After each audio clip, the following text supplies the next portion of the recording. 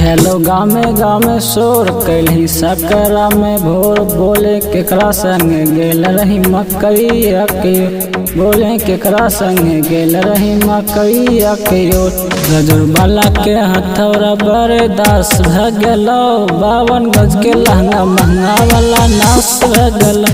52 गज के लहंगा महंगा वाला नाश भ गेलो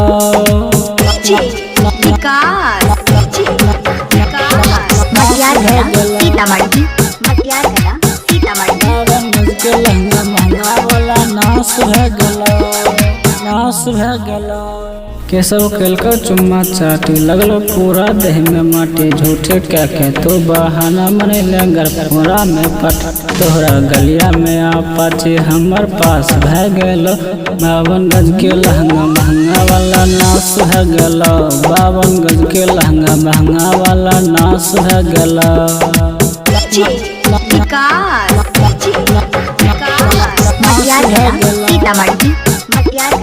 सीतामढ़ी के लहंगा महंगा वाला नाश भ गेलो पहले रही कसम कस ढीला करबो तोहर नाश बोले मुँह लगा के चूसल को तोहर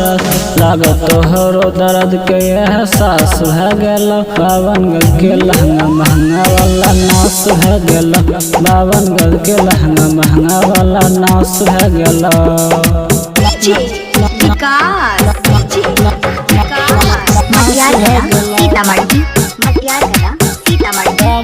के लहंगा महंगा वाला नाश भ गेलो